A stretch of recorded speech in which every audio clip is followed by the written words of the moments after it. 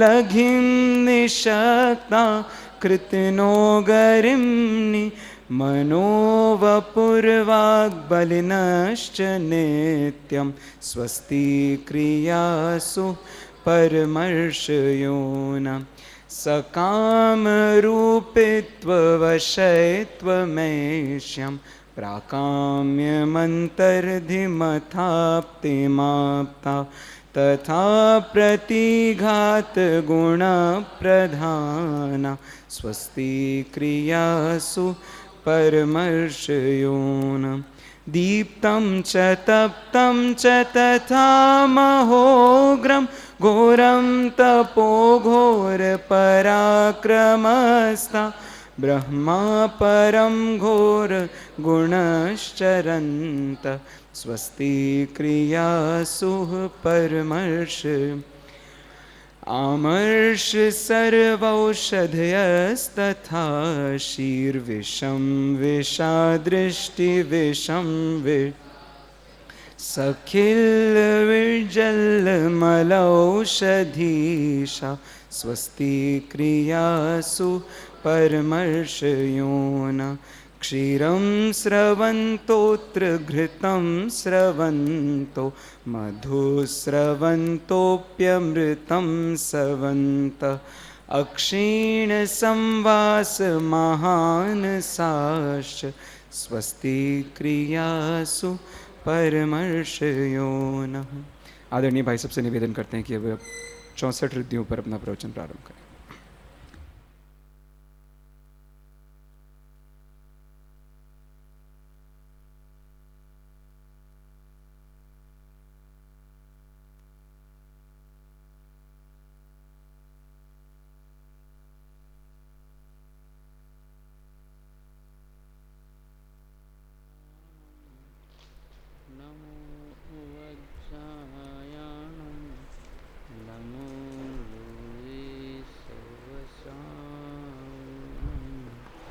मंगलम भगवान वीरो मंगलम गौतमो गणि मंगलम कुंद कुंदाद्यो जैन धर्मोस्तु मंगलम सर्वमंगल मांगल्यम सर्वकल्याणकारकम प्रधानं सर्वधर्माणां जैनं जयतु शासनं।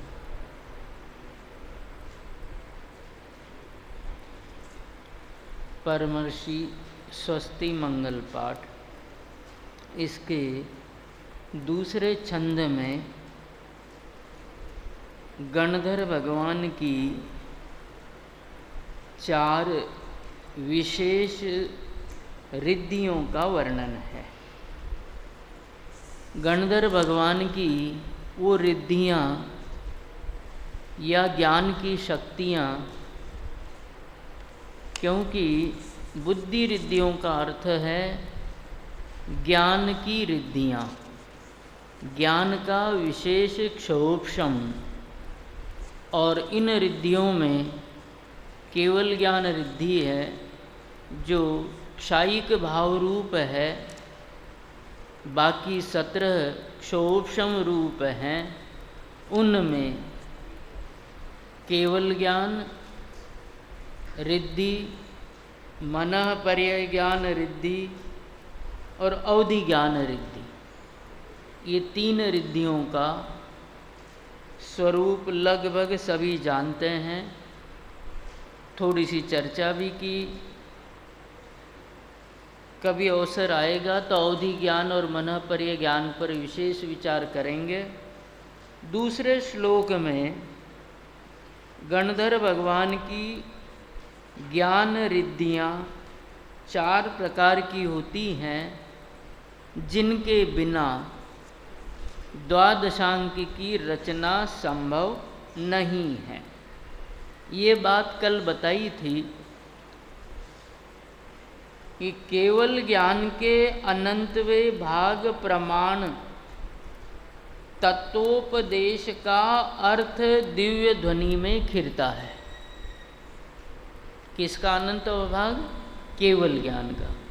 केवल ज्ञान में जितना जानने में आता है उसका अनंतवा भाग दिव्य ध्वनि में खिरता है, और जितना केवल ज्ञान में जानने में आता है उतना दिव्य ध्वनि में क्यों नहीं आता? क्योंकि भाषा वर्गणा या वचन वर्गणा में ऐसी सामर्थ्य नहीं है कि केवल ज्ञान में जितना झलक रहा है भगवान के, उनकी वाणी में उतना आ जाए। वचन वर्गणा में ऐसी शक्ति नहीं है कि जितना ज्ञान में जानने में आता है उतना वाणी के द्वारा कहा जाए, बताया जाए। ऐसी शक्ति किसमें नहीं है? वचन वर्गणा में या भाषा वर्गणा में नहीं है। दूसरी बात कि जितना दिव्य ध्वनि में आता है उतना उससे उसका अनंतवा भाग, जितना दिव्य ध्वनि में खिरता है तत्व का उपदेश, उसका अनंतवा भाग गणधरों के द्वारा ग्रहण किया जाता है कि उसके अनंतवे भाग गणधर देव झेलते हैं। ऐसा लिखा है चर्चा संग्रह में कि जितना दिव्य ध्वनि में आता है उसके अनंतवे भाग गणधर झेलते हैं। चर्चा संग्रह के ये शब्द हैं। और उसके भी संख्यात्वे भाग प्रमाण परंपरागत आचार्य रचना करते हैं। उसके भी अनंतवे भाग किनके? कि जो द्वादशांग की रचना गणधर देवों के द्वारा की जाती है उसके भी संख्यात्वे भाग। यहाँ संख्यात्वे शब्द ध्यान रखना, क्यों? ज्ञान में, केवल ज्ञान में जितना आता है उसका अनंतवा भाग दिव्य ध्वनि में, दिव्य ध्वनि में जितना आता है उसका अनंतवा भाग गणधरों के द्वारा झेला जाता है, और जो गणधरों के द्वारा झेला जाता है उसका भी अनंतवा भाग रचना में आता है, और जो रचना में आता है उसका भी संख्यात्वा भाग परंपरागत आचार्यों के द्वारा ग्रंथ के रूप में रचा जाता है। और ये तो हुंडाव सर्पिणी पंचम काल है, यहाँ पुण्य की हीनता है। भगवान महावीर के निर्वाण के 683 वर्ष के बाद तो अंग ज्ञानों की विच्छुत्ति भी हो गई। आज ज्ञान के नाम पर कुछ ही ग्रंथ शेष है, और पुण्य के नाम पर इतनी हीनता है कि जो बचे हुए ग्रंथ हैं उनको भी पढ़ने का विचार विकल्प नहीं आता। और अन्य विषय कषायों की तो इच्छा होती है, भगवान की वाणी सुनने की इच्छा किसी की नहीं हो पाती है। औरों की तो क्या कहे, आप और हम पर इसकी जिम्मेदारी है तो हम भी कितने मनोयोग से और कितना प्राधान्य दे करके सुनते हैं, ये हम अपनी अपनी जाने, किसी को बताने की आवश्यकता नहीं है। अब ये जो भगवान की वाणी दिव्य ध्वनि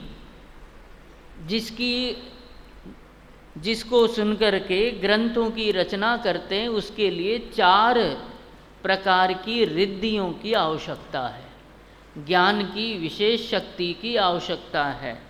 वो है, एक तो है पहले श्लोक पाठ कर लेते हैं। कोष्ठस्थ धान्योपमेक बीजम संभिन्न संश्रोत्रिपदानुसारी चतुर्विधं बुद्धिबलं ददाना स्वस्ति क्रियासु परमर्शयोन। ये 4 पहली रिद्धि है कोष्ठस्थ धान्य तक, कोष्ठस्थ बुद्धि रिद्धि। दूसरा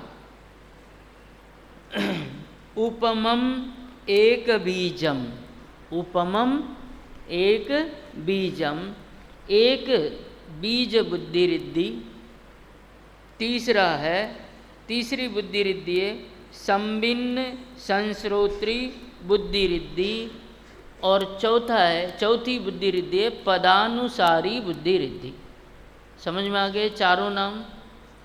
एक तो कोष्ठस्थ बुद्धि रिद्धि, दूसरी एक बीज बुद्धि रिद्धि या मात्र बीज बुद्धि रिद्धि, और तीसरी संभिन्न संश्रोत्री बुद्धि रिद्धि, और चौथी है पदानुसारी। ये तो इस छंद में है। क्रम ये समझ लेना कि कोष्ठस्थ बुद्धि रिद्धि क्रम में क्या समझना, पहले नंबर पर कोष्ठस्थ बुद्धि रिद्धि। देखो धौला आदि ग्रंथों में बड़े बड़े आचार्यों ने एक एक चीज के बारे में विस्तार से लिखा। इतना सामान्य तरीके से अक्षरों की रचना को मत समझना। वहाँ ये प्रश्न किया गया कि स्वस्ति मंगल पाठ में या सामान्य रूप से पहले किसको नमस्कार किया? 64 रिद्धियों में केवल ज्ञान रिद्धि वालों को नमस्कार किया, उसके बाद मन पर्यय ज्ञान रिद्धि वाले जीवों को, मुनियों को नमस्कार किया, उसके बाद दिव्य अवधि ज्ञान वाले मुनिराजों को नमस्कार किया है। समझ में आ गई बात? इनको नमस्कार किया, ये क्रम है। इसके बाद कोष्ठस्थ बुद्धि रिद्धि वाले मुनिराजों को नमस्कार किया, मतलब क्रम रखा इसमें। तो प्रश्न किया गया कि मति ज्ञान ये अवधि ज्ञान और मन पर्यय ज्ञान से का कारण है और केवल ज्ञान का भी कारण है। कौन सा ज्ञान? मति ज्ञान। मति ज्ञान किसका कारण है? कि अवधि ज्ञान का भी कारण है, मन पर्यय ज्ञान का भी कारण है और केवल ज्ञान का भी कारण है। अवधि ज्ञान में सापेक्षता है, लेकिन मोटे तौर पे समझना है कि अवधि ज्ञान, मन पर्यय ज्ञान, मति ज्ञान इन सब का कारण है।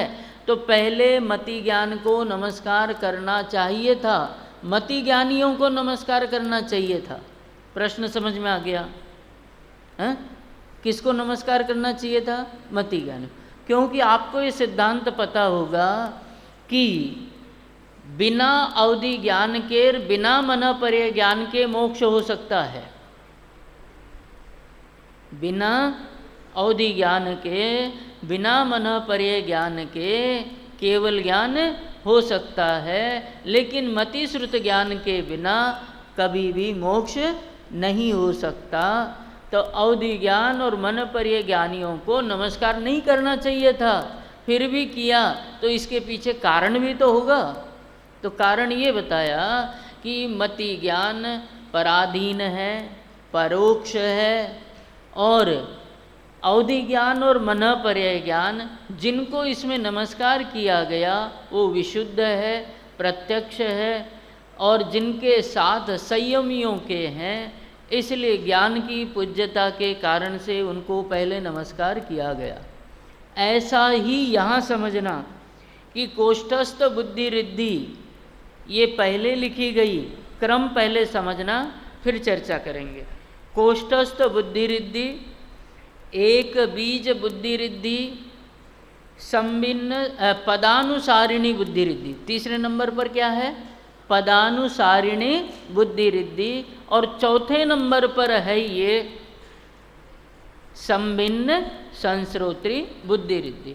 श्लोक में तीसरे नंबर पर है, उसको चौथे नंबर पर समझना, और जो चौथे नंबर पर है उसको तीसरे नंबर पर समझना। कि साहब ये क्रम नहीं रखे तो उसका तर्क और उसका समाधान धौला ग्रंथ में लिखा है कि यदि गणधरों के कोष्ठस्थ बुद्धि न हो तो। अब कोष्ठस्थ बुद्धि किसे कहते हैं? कल चर्चा की थी। नए छात्र भी हैं, वरिष्ठ कनिष्ठ के भी है, सबकी योग्यताएं समान नहीं होती है। शास्त्री वाले 3-4 साल पढ़ कर के आगे आ चुके हैं, जो पुराने श्रोता है वो तो वर्षों से सुन ही रहे हैं। केवल थोड़ी सी चर्चा वरिष्ठ और कनिष्ठ की दृष्टि से करेंगे 2 मिनट के लिए। ये रिद्धि किसको प्रकट होती है, कब प्रकट होती है और कैसे प्रकट होती है। सिर्फ बाकी श्रोता अपना उपयोग रखो तो रखो, वरिष्ठ और कनिष्ठ जो नए छात्र हैं कि रिद्धि किसे कहते हैं, अचिंत्य शक्ति को, दिव्य शक्ति को, अचिंत्य शक्ति, दिव्य शक्ति, चमत्कारिक शक्ति को रिद्धि कहते हैं, जिसकी हम कल्पना नहीं कर सकते। ऐसी शक्ति को, वो ज्ञान की शक्ति हो तो बुद्धि रिद्धि, और शरीर आदि से संबंधित, इंद्रिय आदि से संबंधित हो तो वैसी शक्ति है। ये जो शक्तियाँ हैं 64 बताई गई है। किनको प्रकट होती है, तो नियम से संयमियों को ही प्रकट होती है, नियम से संयमियों को ही प्रकट होती है। दूसरी बात, सभी संयमियों को प्रकट हो ये कोई नियम नहीं है। मोक्ष मार्ग में स्थित मुनिराजों के ही प्रकट होती है। और एक प्रश्न अंतिम ये कि कब प्रकट होती है, कि आत्म ध्यान में लीन रहने वाले मुनि भगवंतों को ही प्रकट होती है। जिनके सम्यक दर्शन, सम्यक ज्ञान, सम्यक चारित्र प्रकट नहीं है, ऐसे मुनिराजों को ये प्रकट भी नहीं होती है, और वो द्रव्यलिंगी कहलाते हैं। द्रव्यलिंगियों को ये प्रकट नहीं होती है। भावलिंगी संत आत्म साधना में, आत्म ध्यान में जब लीन, विशेष लीन रहते हैं, तो आत्म ध्यान के विशेष लीनता का फल परम शुक्ल लेशा आदि मंद तम कषाय रूप परिणाम आत्म ध्यान के लीनता के काल में भी पाए जाते हैं। और उस विशेष मंद कषाय के कारण से इस जाति का पुण्य बंधता है कि मुनि भगवंतों को वो जब उदय में आता है तो चमत्कार दिखाता है, और उस चमत्कार का नाम ही रिद्धि है। आत्म ध्यान के काल में ही बंधने वाले पुण्य के फल स्वरूप रिद्धियाँ प्रकट होती है। ये संख्या में 64 है। चारित्र अनेक प्रकार का होता है, इसलिए रिद्धियाँ भी अनेक प्रकार की होती है, लेकिन प्रसिद्ध रिद्धियाँ 64 है जिनकी चर्चा यहाँ पर की गई है। और प्रत्येक रिद्धि में क्रम बताया है, प्रत्येक रिद्धि में क्रम है। ऐसा नहीं कि बिना क्रम के। जीवन जीने का भी एक क्रम होता है। हम चाहे प्रवचन में लेट आ जाएं, चाहे जैसे कपड़े पहन के आ जाए, पहले ही बता रखा है कि कुर्ते पैजामे पहन के आना है, तो भी समझ में आ गई बात। हमें अपना जीवन कैसे जीना है, कैसे बिताना है, ये हमको तय करना है। कषाय की विविधता कितने रूप में जीवन में रह सकती है, ये विषय अलग है। यहाँ 4 रिद्धियों की चर्चा करनी है, समय भी कम है। पहली है कोष्ठस्थ बुद्धि रिद्धि। किसे कहते हैं, कि जैसे स्टोरेज में, कोठ्यार में, तिजोरी में रखा हुआ अन्न, अनाज, रुपया, पैसा जो भी है, वो वैसा का वैसा ही रहे, एक दूसरे में नहीं मिले, सड़े नहीं, नष्ट नहीं हो, कम नहीं हो, बढ़े नहीं, सिकुड़े नहीं। बात समझ में आ गई। तो कोठ्यार में रखा हुआ अनाज जब ज्यों का त्यों मिलता है, कितने समय बाद, जघन्य पने संख्यात वर्ष बाद और उत्कृष्ट पने असंख्यात वर्ष बाद ज्यों का त्यों मिले। तो वो जैसा ये उदाहरण है, वैसे ही बुद्धि में ज्ञान ज्यों का त्यों रहता है। वो ज्ञान कौन सा, द्रव्य गुण पर्याय का तथा भगवान की दिव्य ध्वनि का। यहाँ भगवान की दिव्य ध्वनि ही अपेक्षित है, ये ध्यान रखना। कि ज्ञान कौन सा? कि भगवान के दिव्य ध्वनि के शब्दों का ज्ञान ज्यों का त्यों रहे, संख्यात वर्ष तक और असंख्यात वर्ष तक। जगन्यपने संख्यात वर्ष और उत्कृष्टपने असंख्यात वर्ष तक भगवान की दिव्य ध्वनि में आए हुए अक्षर और उन अक्षरों का ज्ञान, विशेष रूप से अक्षर ही लिए यहाँ पर, कि भगवान की दिव्य ध्वनि के अक्षर जिस बुद्धि में संख्यात और असंख्यात वर्ष तक ज्यों के त्यों रहते हो और उनमें न तो मिलावट होती है, न उनमें सिकुड़न होती है, न उनका नाश होता है, ज्यों के त्यों रहते हैं, बढ़ते भी नहीं और घटते भी नहीं, ऐसे अक्षर को धारण करने वाली बुद्धि को कोष्ठ बुद्धि कहते हैं। ऐसे अक्षरों को धारण करने वाली बुद्धि को क्या कहते हैं? कोष्ठ बुद्धि। अब ये कोष्ठ बुद्धि पहले नंबर पर क्यों लिखी? क्योंकि धारणा के बिना, किसके बिना? धारणा के बिना बीज बुद्धि और पद बुद्धि, जिसका वर्णन हम आगे पढ़ेंगे। सरल सा अर्थ ये है कि धारणा के बिना पढ़ने का, समझने का कोई अर्थ नहीं है। दोबारा सिद्धांत है। क्या है सिद्धांत? कि धारणा के बिना, किसके बिना? धारणा के बिना अध्ययन का, समझने का, पढ़ने का कोई मूल्य नहीं है। इसलिए धौलाकार लिखते हैं कि बीज बुद्धि से और पद बुद्धि से भी धारणा की विशेष महत्ता है, गुणवत्ता है, पूज्यपना है, इसलिए धारणा को पहले लिखा। बात समझ में आ गई?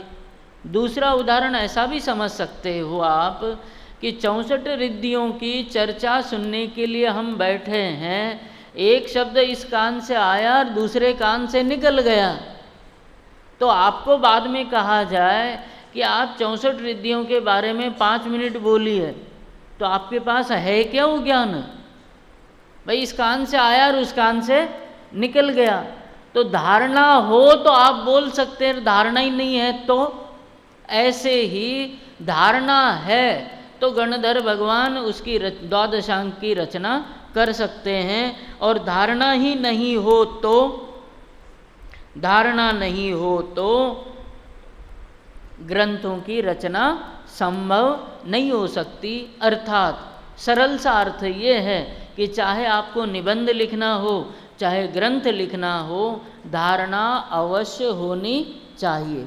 धारणा के बिना ग्रंथ की रचना संभव नहीं है। आगे धौलाकार ये लिखते हैं कि उपन्न सुदर्णानस, प्राकृत के शब्द है, उपन्न सुदर्णानस, उत्पन्न जो श्रुत ज्ञान है, मतलब तीर्थंकर भगवान के द्वारा जो श्रुत ज्ञान गणधरों को प्राप्त हुआ है, गणधरों के द्वारा जो श्रुत ज्ञान, तीर्थंकरों के द्वारा जो श्रुत ज्ञान गणधरों को प्राप्त हुआ है, अवठानेन वीणा। समझ में आ गया हिंदी अर्थ? नहीं है। अवठानेन, अवस्थान, अवस्थान मतलब धारणा, अवठानेन वीणा, धारणा के बिना, अवस्थान के बिना, वीणा सप्रसंगादो, विनाश होने का प्रसंग उत्पन्न होता है। बात समझ में आ गई? कि दिव्य ध्वनि में जो ज्ञान आया, उस श्रुत ज्ञान का अवठानेन वीणा, अवस्थान के बिना, विनाशप, विनाश प्रसंगादो, विनाश का प्रसंग उत्पन्न होने के कारण से अवधि ज्ञान, अवधि ज्ञान नहीं, ये कोष्ठ बुद्धि अवश्य ही होनी चाहिए, ये बता रहे हैं यहाँ पर। एक प्रश्न और है यहाँ पर कि मति ज्ञान बुद्धि रिद्धि है, और अवधि ज्ञान बुद्धि रिद्धि भी है, बराबर। अवधि ज्ञान बुद्धि रिद्धि भी है और मति ज्ञान बुद्धि रिद्धि भी है। फिर रचना के लिए, ग्रंथ की रचना के लिए कोष्ठ आदि बुद्धियों की, मति ज्ञान की शक्तियों की आवश्यकता क्यों पड़ी? उसका छोटा सा जवाब ये है कि इनका संबंध रूपी पदार्थों से है। इनका संबंध रूपी पदार्थों से है और द्वादशांग श्रुत में रूपी और अरूपी दोनों प्रकार के पदार्थों का वर्णन होता है। एक प्रश्न कभी आप लोगों को भी उत्पन्न होना चाहिए, वो ये है कि पहले समय में जब दिव्य ध्वनि खिरती है पहली बार, उसी में द्वादशांग की रचना हो जाती है या नहीं?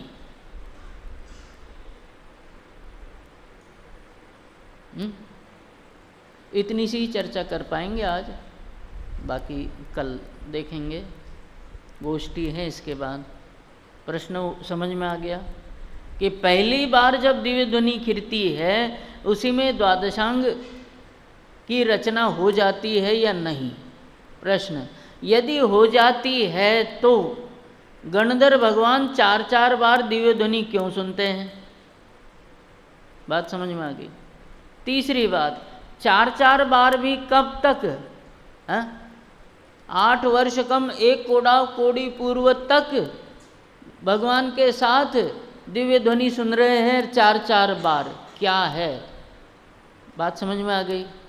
हालांकि ऐसा प्रश्न जिनवाणी में नहीं है, स्वाध्याय करते हो तो उत्पन्न हो जाता है, लेकिन धौलाकार ने थोड़ा सा समाधान भी किया।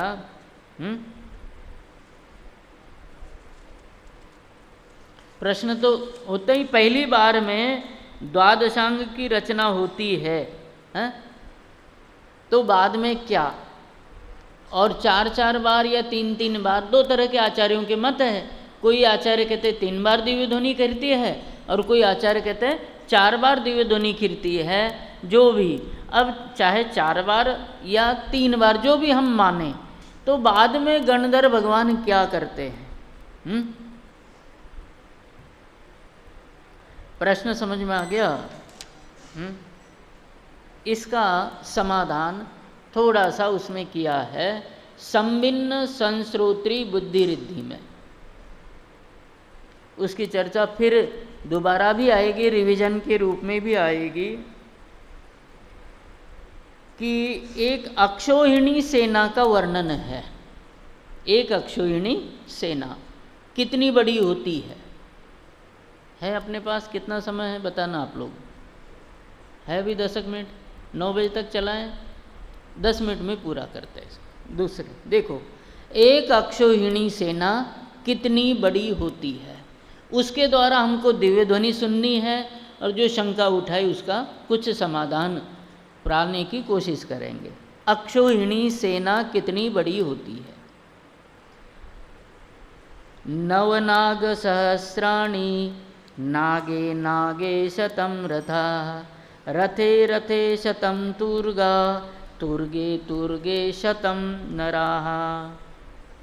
ये अनुष्टुप छंद है जिसमें ये बताया कि एक अक्षोहिणी सेना में, एक अक्षोहिणी सेना में 9 नाग सहस्राणी, नाग कहते हाथी, 9,000 हाथी होते हैं। कितने हाथी और कहाँ? कि एक अक्षोहिणी सेना में 9,000 हाथी होते हैं। कितने हाथी? 9,000। और नागे नागे शतम रथा, गणित आपको करना है। देखो, सब संगे पंचेंद्रिय भव्य जीव बैठे हुए हैं। स्मारक में आने के कारण से पुण्य का उदय भी विशेष है, लेकिन दुरुपयोग मत करना, लिख लेना। आपसे पूछूंगा मैं कि एक अक्षोहिणी सेना में कितने हाथी होते हैं? कि 9,000 हाथी होते हैं। एक हाथी के पीछे 100 रथ होते हैं। एक हाथी के पीछे 100 रथ होते हैं। तो एक अक्षौहिणी सेना में कितने रथ हुए? हाँ? कितने हो गए? 9 लाख हो गए रथ, है ना। एक रथ के पीछे 100 घोड़े होते हैं। एक रथ के पीछे 100 घोड़े होते हैं, तो एक अक्षौहिणी सेना में कितने घोड़े हो गए? 9 करोड़ घोड़े हो गए। लो, 9 करोड़ घोड़े हो गए। और एक घोड़े के पीछे 100 मनुष्य होते हैं। एक घोड़े के पीछे मनुष्य कितने? मतलब यदि अक्षौहिणी सेना में एक घोड़ा है तो 100 मनुष्य होते हैं, तो कितने मनुष्य हो गए? 9 अरब, बराबर। 900 करोड़ कहो या 9 अरब कहो, इतने तो क्या होते हैं? मनुष्य होते हैं। अब ये सब मिला करके देख लेना कितनी होती है संख्या। ऐसी 4 अक्षौहिणी सेना, ये तो एक अक्षौहिणी सेना बताई, ऐसी कितनी? 4 अक्षौहिणी सेना। और ये जो 4 अक्षौहिणी सेना होती है, इनमें इन मतलब 4 जो अक्षौहिणी सेनाओं में जितने हाथी, जितने घोड़े, जितने रथ, ये जितने भी होते हैं, इन सब की भाषाओं को, जो भाषा अक्षर रूप भी हो सकती है, किसकी भाषा समझना? 4 अक्षौहिणी सेना में जितने मनुष्य हैं, जितने रथ हैं, जितने घोड़े हैं, जितने हाथी हैं, उन सब की अक्षर रूप, अनक्षर रूप भाषा, उस भाषा को वो अपनी अपनी भाषा में बोलेंगे। प्रत्येक मनुष्य की भाषा, प्रत्येक मनुष्य अपनी अपनी भाषा में बोलेगा। उन सब को कदाचित, ये शब्द लिखा है, एक साथ सुनने की शक्ति। बात समझ में आ गया? एक साथ सुनने की शक्ति किसकी समझना? 4 अक्षौहिणी सेना की जो संख्या बताई, उन सब के एक साथ सुनने की शक्ति, न केवल सुनने की शक्ति, बल्कि किसी ने प्रश्न किया तो उसका उत्तर देने की भी शक्ति जिसमें होती है, उसे संभिन्न श्रोता कहते हैं। ये गणधरों में होती है, इसलिए गणधर संभिन्न श्रोता है। और उनकी ऐसी बुद्धि को संभिन्न श्रोतृत्व बुद्धि कहते हैं। बात समझ में आ गई? 4 अक्षौहिणी सोना में ये तो स्थूल कथन है। गणधरों के संभिन्न श्रोतृत्व बुद्धि का यह स्थूल कथन है। विशेष कथन अभी बताऊंगा, पहले ये तो समझ में आ जाए। पहले तो ये समझ में आना चाहिए अक्षौहिणी सेना। अक्षौहिणी सेना कितनी की? 4। और उनकी जितनी भी संख्या होगी, उन संख्या में जो भी मनुष्य है, हाथी आदि तिर्यंच है, प्रत्येक की जो जो भाषा है, उस भाषा को एक साथ सुनने की, और न केवल सुनने की बल्कि उनका जवाब देने की जो शक्ति होती है, ऐसा जो विशेष ज्ञान, उस विशेष ज्ञान को संभिन्न श्रोतृत्व ज्ञान कहलाता है। और वो ज्ञान जिसमें होता है वो संभिन्न श्रोता कहलाता है। और उसकी बुद्धि को संभिन्न श्रोतृत्व बुद्धि कहते हैं। ये बुद्धि गणधरों में होती है। ये सामान्य कथन है।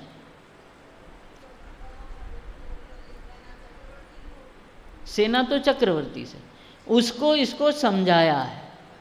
और चक्रवर्ती में इतनी शक्ति होती है कि 12 योजन लंबे 9 योजन चौड़े क्षेत्र में स्थित सेना, चक्रवर्ती के लिए तो नियम है।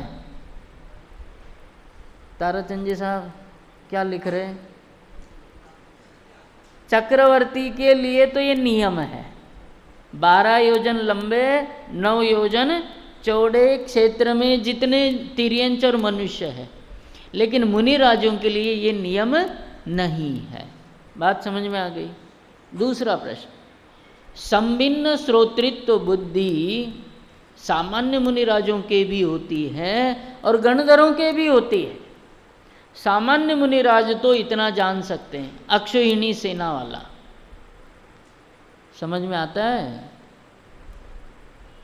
ये 4 अक्षौहिणी सेना का, भाई चक्रवर्ती का नियम हो गया 12 योजन 9 योजन वाला। सामान्य मुनिराज जिनको कि जो गणधर नहीं है और उनको भी संभिन्न श्रोतृत्व बुद्धि रिद्धि हो सकती है, तो उसकी भी सीमा है, वो 4 अक्षौहिणी सेना वाली है। अब आगे विशेष सुनो, गणधरों के जो संभिन्न संश्रोतृत्व बुद्धि होती है, वो पहले ये बताया कि 4 अक्षौहिणी सेना में जो ध्वनि होती है, तिर्यंच आदि होते हैं, उनकी भाषा होती है, उनसे भी संख्यात गुणी भाषाओं से भरी हुई तीर्थंकर परमात्मा के मुँह से निकली हुई दिव्य ध्वनि के समूह होते हैं। जो 4 अक्षौहिणी सेना बताई थी, उसको संख्यात से गुणा कर लो।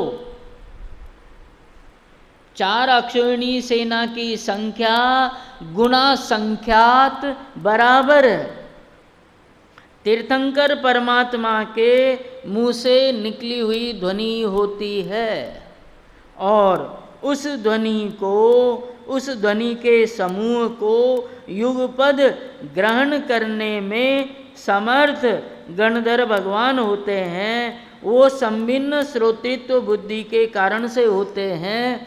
ऐसी अनेक भाषाओं को ग्रहण करने वाली बुद्धि ये संभिन्न श्रोतृत्व बुद्धि है। कितनी चमत्कारिक है बताओ।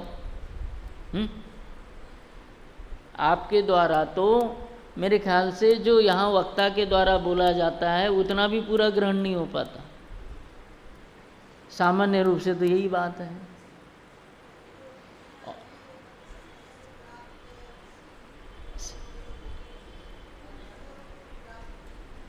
गणधरों को तो नियम से प्राप्त होती है। प्रश्न ये है कि गणधरों को ही प्राप्त होती है क्या? ऐसा नहीं। अभी 3 प्रकार की संभिन्न श्रोतृत्व बुद्धि बताई आपको, 2 ही प्रकार की है। वो तो चक्रवर्ती का उदाहरण मात्र है। चक्रवर्ती की ऐसी शक्ति होती है ज्ञान की कि सेना में कोई व्यक्ति कहीं चक्रवर्ती की निंदा कर रहा हो तो इनके कान में पड़ जाएगी और उसी व्यक्ति को बुला करके पूछ सकते हो। इसलिए उनका भय भी इतना रहता है, उनके भय भी बना रहता है कि कहीं निंदा करे पकड़े गए तो। यहाँ तो आप यहाँ बैठे बैठे भी पंडित जी की निंदा कर सकते हो, मुझे पता भी नहीं चले हैं कि क्या बोर कर रहे हैं, क्या विषय पढ़ा रहे हैं, कुछ भी। एक तो उदाहरण मात्र है, ऐसा करते ऐसी बात नहीं है। तो कि यदि सेना में कोई ऐसी निंदा करता हो, बुराई करता हो, तो तभी तो प्रश्न आ गया था ना कि उंगली टेढ़ी की थी उन्होंने, कटोरे में तेल भर के रखा था। ये तो इंद्रिय ज्ञान की बात है। इंद्रिय ज्ञान की बात चर्चा भी बाद में करेंगे। सामान्य मुनिराजों के भी संभिन्न संश्रोतृत्व बुद्धि होती है, परंतु गणधरों के ये नियम है कि 4 अक्षौहिणी सेना इंटू संख्यात बराबर जो संभिन्न संश्रोतृत्व बुद्धि है वो विशेष प्रकार की गणधरों के ही होती है। जैसे उदाहरण के लिए परमात्मा जी ने भी उदाहरण दिया था कि शेरनी का दूध कांसे के पात्र में ही ठहरता है, बाकी पात्रों में ऐसी योग्यता नहीं होती है कि उस दूध को धारण कर सके। ऐसे ही गणधरों को शक्ति प्राप्त होती है जिसके द्वारा वो दिव्य ध्वनि को झेल सकते हैं। अब अंतिम मिनट में ये बात है कि भगवान की जो दिव्य ध्वनि है, उस दिव्य ध्वनि को सुनने के लिए गणधर आदि की आवश्यकता होती है। गणधरों ने एक ही समय में एक बार की दिव्य ध्वनि में संपूर्ण द्वादशांग को सुन लिया, तो अगले समय में क्या सुनेंगे? तो बात यह है कि दिव्य ध्वनि में द्वादशांग के अतिरिक्त भी पदार्थों का विशेष वर्णन होता है। दिव्य ध्वनि में द्वादशांग के अतिरिक्त भी अन्य विशेष वर्णन होता है। सिर्फ द्वादशांग का वर्णन तो हम रचना के आधार पे कह रहे, ज्ञान के आधार पर ज्ञान तो इससे भी विशेष होता है। ये तो रचना के कारण से द्वादशांग का ये बताया जाता है। सर्वार सिद्धि के देव सागरों तक आत्मचर्चा करते हैं, तो आत्मा की महिमा कितनी कि सागरों तक चर्चा करने पर भी जिसका अंत न आवे। गणधर भगवान भी नया नया जितना भी सुनते जाए, लेकिन रचना में 1 कोड़ी पूर्व 8 वर्ष कम 1 कोड़ी पूर्व तक भी भगवान की वाणी सुने तो विषय समाप्त नहीं होता है। लेकिन सुनने ज्ञान में इतना आ रहा है, रचना में तो इतना ही आएगा। इसकी विशेष चर्चा अपन बाद में और करेंगे, समय हो गया।